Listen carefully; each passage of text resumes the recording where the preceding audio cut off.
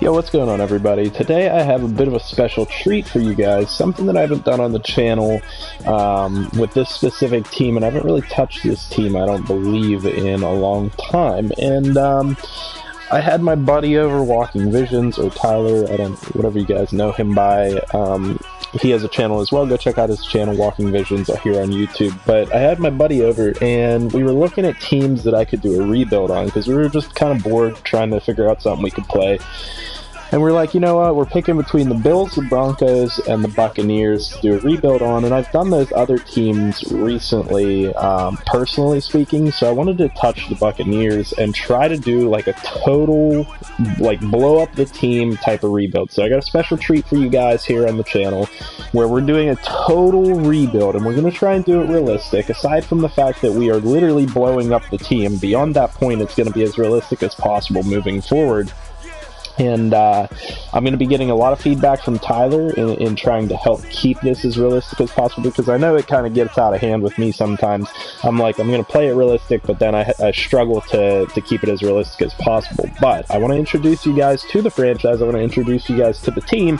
And then in part one, we'll go ahead and get you guys some gameplay, and I'll explain how this is all going to work. So to start with, we simmed to week 7 to see how the team would do. We set our season goal at 7 wins. We are currently sitting at 2-4. If you go ahead and look at the schedule, we just haven't done so hot. It was a while before we even got our first win. We lost to the 49ers, we lost to the Carolina Panthers, lost to the Giants, and then we finally got a win, which was a really surprising one to me, over the Rams. We lost to, at this point, the 0-4 New Orleans Saints, which was also a surprise to me, and then we just won last week against the Panthers. However, this was a clear indication that this team needed blown up, so we were kind of questioning whether we were going to completely blow up the team or not, or how exactly it was going to work. It was going to depend on the schedule and the outcome of the schedule. And obviously we're 2-4, and we need to make some drastic changes. So what do we do to the team? As you can see, we're sitting pretty low overall. So we traded away a lot, and I mean a lot, of the good players on the team. Guys like Levante David, guys like Ndamukong Suh, and even Jameis Winston. I'm going to show you guys the transactions that we did so you guys can see exactly what happened for us to get to the point we're at. So I'm going to go all the way down and start at the beginning. So the first trade that we executed, I want to go to Broncos just so that it's, Buccaneers, so it's specifically sorted for us. I'm going to go to the first trade that we did, and the first trade that we did was to trade away Levante David. In my opinion, he's probably the best asset that this team has, and he's been a trade target for a long time for them. Now, what I decided to do was I wanted to bring in a couple quarterbacks for quarterback competition, and so first thought that came to mind was Mason Rudolph. A lot of people hype him up. He's a realistic trade target for teams that are seeking a quarterback that could be a realistic NFL quarterback. And so Mason Rudolph stuck out to me as a target. And then it also stuck out to me that this team is a team that is competing for the division. When I looked at their record, they're, I think, second in the division to the Ravens. And so they're a team that's looking for a piece to try and send them over the edge. Now, it's not the most realistic. I know what you guys are probably saying to yourself. It's not the most realistic for the Steelers to go out and make a trade like this to add a piece to send them over the edge. However, when it is a middle linebacker that is, an outside linebacker that is offered to them that is this good, that fills that void that they have had for a long time because of the Bud Dupree, non-development issue, it's going to probably pique their interest, and I could see them actually being interested in a trade like this. And so I traded over for Artie Burns, who's a guy that we know that the Steelers are probably going to move on from eventually, and Bud Dupree, who's the guy that they're potentially going to move on from. Now, the only asset that they're really giving up here that they would want to hang on to long term is Mason Rudolph, but they still have Ben Roethlisberger for around for a couple years. It's really not that big of a hit to lose Mason Rudolph. So those are the three assets that we gained. They actually wouldn't take that straight up for Levante David, so we had to throw in 2 fourth-round picks, one this year and one next year, to get them to accept it. So the trade, in my opinion, is way lopsided in the Steelers' favor. However, it required extra picks on our side, which is fine, and so we managed to go out and get these couple assets. Burns, just a competition cornerback for us. Bud Dupree, probably going to start at outside linebacker for us just because he has the speed, and I'm going to be running some type of Tampa defense, maybe a Tampa 2. I don't really know how I'm going to work it, but the speed is what's going to be really important. A Mike Tomlin speed-style Tampa 2 defense from back all the way when he was the defensive coordinator there. That's kind of what we're going to be reflected around. And then we brought in Mason Rudolph for the QB competition. Okay, enough about that trade. On to trade number 2. Trade number 2, as you can already see, you guys know it, the Buccaneers need a superstar halfback to build their offense around. I decided the best way to go about building this offense is to circle them or focus them around a prime halfback. And the reason being is that that's a good way to start building a team when you don't have the best quarterback options. We know we have a really talented halfback by getting Leonard Fournette, and then we can build the rest of the team around him. Now, we might struggle a little bit because the offensive line is pretty bad, but we're going to try and grow that as we go forward. We're going to try and reach that 7-win mark by the end of the season, and that's really the goal. But we added in DJ Chark into the trade, who is a personal favorite wide receiver of mine, a guy that just hasn't done anything in Jacksonville because of mismanagement, and a guy that has a lot of potential and is going to continue to sit behind other wide receivers because they're just mismanaged down there in Jacksonville. And then we added in a defensive lineman, Taven Bryan, very young, pretty good defensive lineman, in order to try and bolster our D-line and give us some prospects to move forward with on the defensive side of the ball, and at the wide receiver position as kind of a slot behind Mike Evans and Chris Godwin. Yes, that's correct. We did not trade away Mike Evans or Chris Godwin. Like I said, we need a couple pieces to build around, and Mike Evans, in my opinion, is a realistic kind of franchise cornerstone to build around. And so having Mike Evans and Leonard Fournette gives us that real potent couple of cornerstones on the offensive side of the ball to build around. And in order to get that trade, we traded away Jameis Winston to the Jaguars. He wasn't originally in the trade, but I was like, you know what? We talked about this. What are some realistic options for him? And Jacksonville kind of makes sense. It's not a huge move from Tampa to Jacksonville, so I can't see him being incredibly opposed to it. That's the area that he's from, I believe. And Jacksonville, sure, they have Nick Foles, but is he really the long-term answer? I see them wanting to have a bit of a quarterback competition just to push either Nick Foles or Jameis Winston into a better performance. And so we added in Jameis Winston, which was kind of a realistic option. We sent back Peyton Barber. I know the loss of Peyton Barber is a big one, but getting back Leonard Fournette, I'm okay having Ronald Jones or whoever backing up Leonard Fournette, and so we give them back an option at halfback that's a pretty good option at halfback.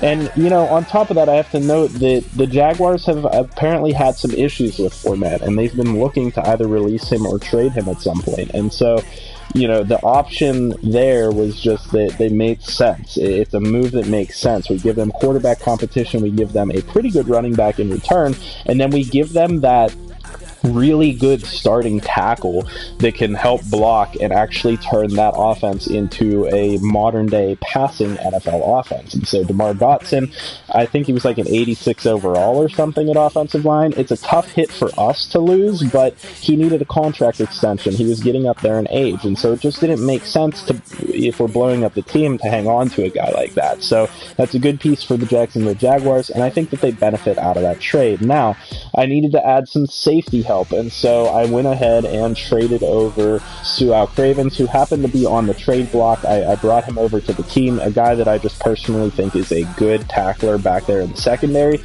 and traded over a better player in Darian Stewart, who's just getting up there in age to the Broncos.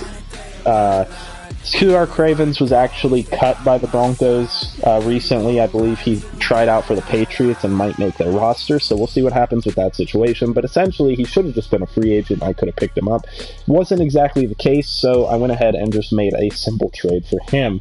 And then I wanted to bring in some more young competition at the safety spot because, as I said, or I might not have said it yet, but the Buccaneers have some issues at the secondary positions, at safety, at cornerback. They've been been struggling with those positions. So I was just trying to bring in young competition to push each other and have a battle at those positions. So we brought in Deshaun Elliott from the Ravens, and we traded away an outside linebacker who was like a 73 or 74, and then Kentrell Bryce, who was getting up there in age and wasn't that great of an overall. I think maybe like a 70, but he's getting up there in age, so it just didn't make sense to hang on to him. Swap those two players for a nice young safety that has room to grow in Deshaun Elliott. And then a cornerstone trade for us. Not the best trade in the world, because let me tell you, Jalen Mills isn't the greatest corner in the world, but he personally fits my style of play and what I'm going to try and do with this Tampa defense. And so we traded for Jalen Mills, adding him as a basically number one corner option for us to take some of the pressure off of Vernon Hargreaves. And in order to get him, we had to make a trade by trading away a third-round pick, and then adding in a couple positions that they desired, which was our defensive end, William Golston, and then our cornerback, MJ Stewart, who actually was a young corner, very much like Jalen Mills, but he was just a little bit slower, didn't kind of fit my scheme, and he was 23, and was only like a 70 overall. So I got an immediate upgrade, but I could potentially be losing out on MJ Stewart, but it's not that big of a deal.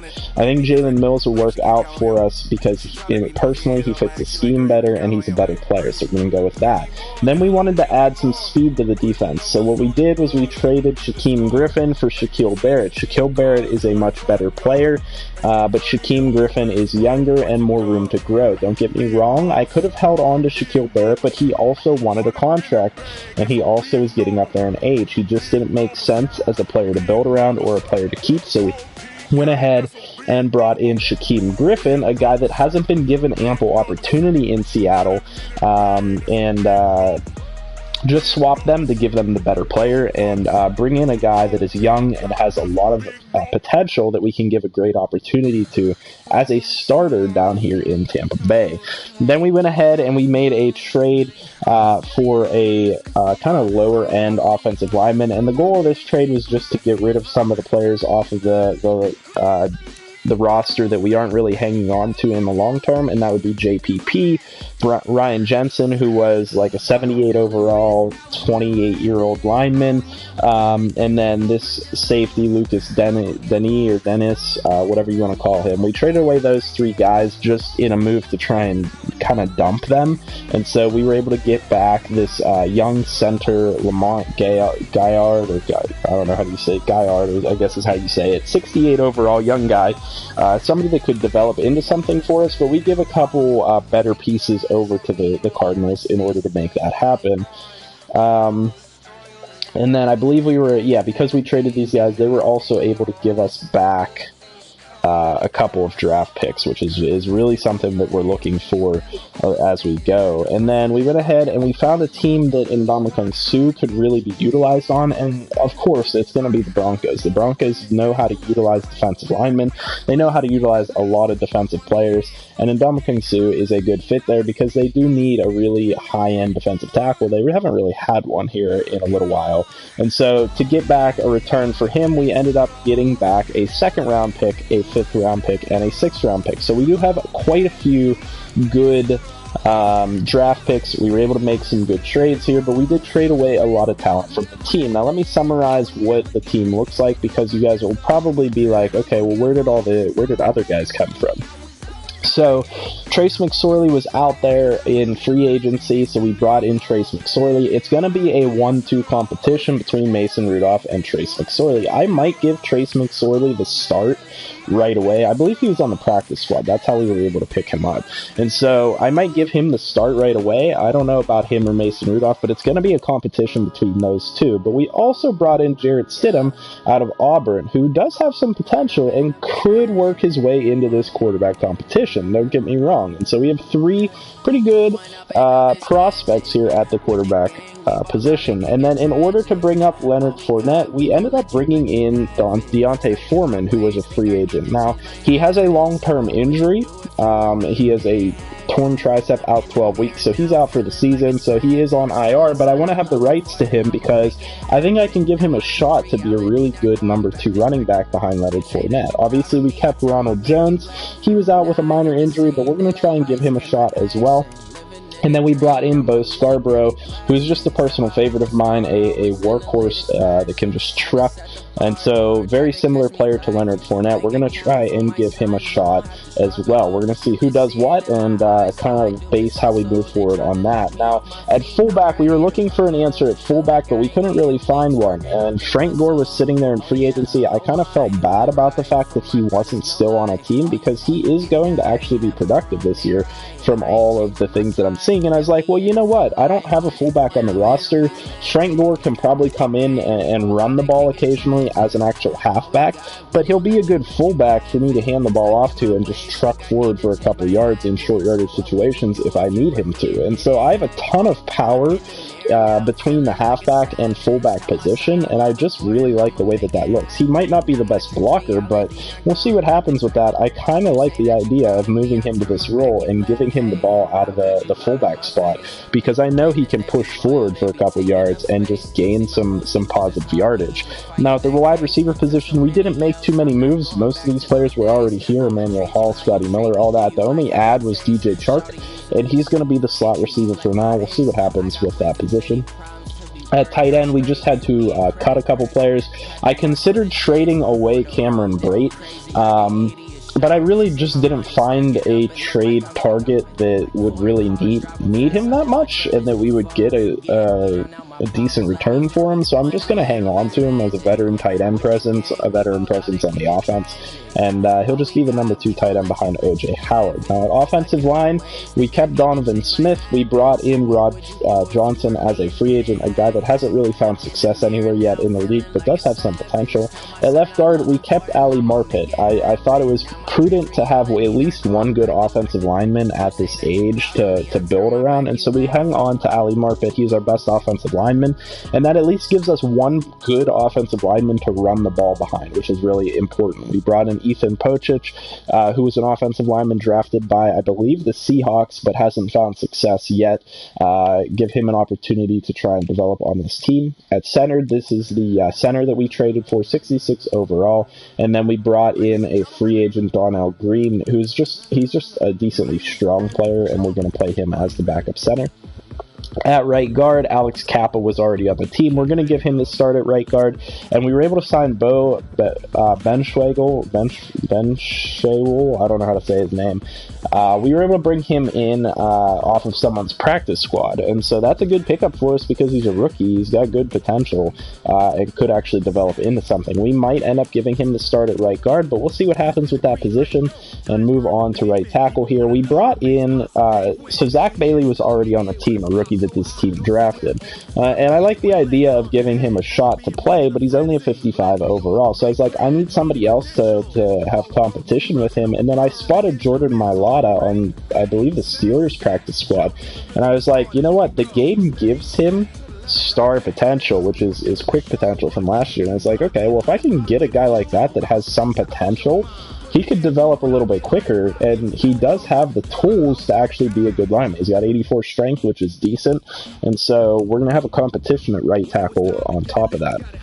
At defensive line, we kept Carl Nassib as our defensive end. However, he does have an injury currently, and then we have Dontavius Russell backing him up. At right end, we just basically have nothing. I brought in 2 free agent defensive ends that are young, that have some potential, but are strong as well. Elijah Qualls is actually a D tackle, but I moved him over to D end. And so we're going to have a competition between Elijah Qualls and Terry Beckner Jr. At D tackle, obviously we kept Vita Vea. He is the cornerstone to build around on the defense, and then we brought in Dave and Bryan to go opposite him.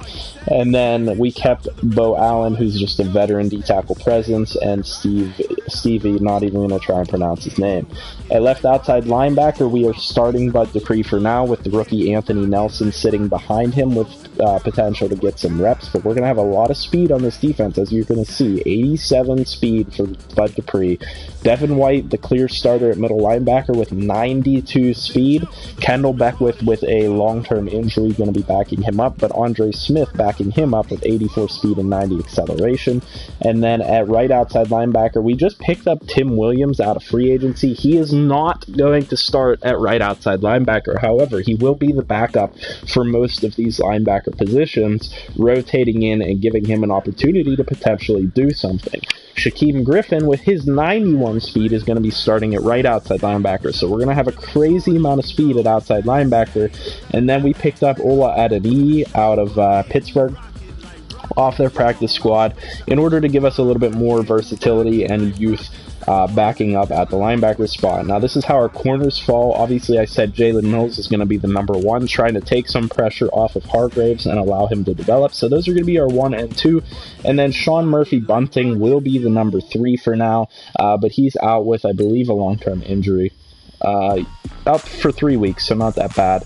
And then Artie Barnes is going to be bringing up in the rear with some opportunity to try and chase the position, as well as some youngsters in Carlton Davis III. And then I brought in Rashard Robinson for now. Not the best corner, but just a guy that I'm familiar with. Real tall, real lanky corner that has speed. A guy that he's just going to play for now until Sean Murphy-Bunting comes back into the fold. At free safety, we hung on to Justin Evans. He is potentially a cornerstone to build around, to see how he works out moving forward. But we have a couple rookies or young guys that could work out for us. Mike Edwards was already on the team, and then we brought over Deshaun Elliott for competition. And then at the strong safety position, Su'Au Cravens is going to get the start and see if he can actually put his talents to good use, because he could potentially develop into a good safety. He had a lot of potential coming out of USC, but never really did anything for the couple teams that he has been on. And then Jordan Whitehead is also going to get a shot out of Pittsburgh, 22 years old, a guy that I personally like and we hung on to. We're going to rotate these guys quite a bit. And then at the kicker position, we have Matt Gay. We hung on to him as a rookie because he has his 97 kick power. And then we brought in Jonathan Brown as a kicker. We just saw that he had 95 kick power. We moved him to punter, and so we do have a good combination of power between our kicker and our punter here, which is really nice to see. And then draft picks wise, this is how we stand. We have our first, we have 2 seconds, 2 thirds, and then we traded away the rest of the draft. Personally speaking, I'm not looking for volume, I'm looking for quality of players, and so having these first through third round picks going to be really useful for us. We might try and transition or not transition, but trade some of these picks up into another first round pick, which could be really useful for us. So we'll see how that works out moving forward. But that's where we stand with the roster. That's where we stand with our draft picks, and that's where we stand with the franchise as a whole. Obviously, we're sitting at 2 and 4, and like I said, I'm going to try and reach that 7 win mark so that I get the XP for it.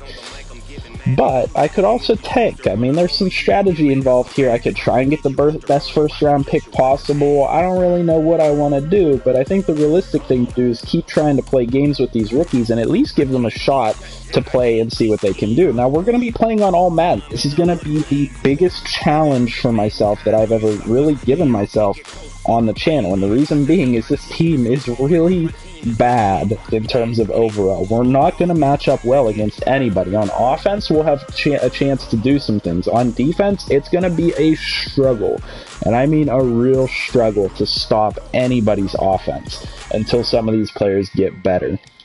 And so it'll be interesting to see what happens moving forward. We're going to try to win games, I think, but I don't know if we're going to be able to win games. I mean, you look at our schedule, we have some tough teams on there to beat when you look at our schedule moving forward. I mean, the Titans aren't a joke, that's for sure. The Seattle Seahawks are really hard to beat, even with good teams in this game. Cardinals, we should be able to get a win. The Saints, they have a bad record in this franchise, but they're tough to beat. So are the Falcons. The Jaguars can be tough to beat because of their defense. The Colts should be a win. The Lions could be tough to beat beat because Matt Stafford has an arm, the Texans are hard to beat, and the Falcons again. So it'll be interesting to see if we can get some wins out of this, but I think the most interesting thing to see will be the position battles. What's going to happen at quarterback between Mason Rudolph and Trace McSorley, and maybe even Stidham? So like I said in part 1, which is the next episode, this is part 0. In part 1, you guys will see some gameplay, and we'll get you guys some gameplay. So hopefully you guys are interested or intrigued to see what's going to happen with this franchise. Like I said, we're totally blowing up the team, and we're going to try and do realistic rebuild from here on out, which means rebuilding through the draft and free agency and everything like that. And we really don't have much to trade away at this point. This is what it is. This is a team, and we have our draft picks, and we could try and move up in the draft. That's basically maybe the only move that we would have left to do at this point.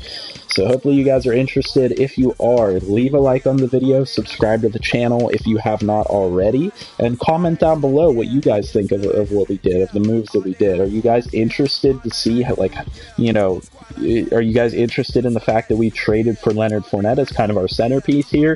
Who do you guys think you want to end up being the quarterback here? Do you want Trace McSorley, Mason Rudolph, maybe even Stidham?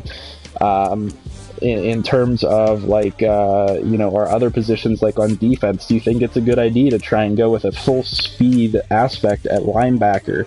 I don't know. You guys tell me what you think in the comment section below right now. Go ahead, leave a comment, and I'll see you guys in the next episode or my next video. I hope you guys have a great day, and I'll see you in the next one.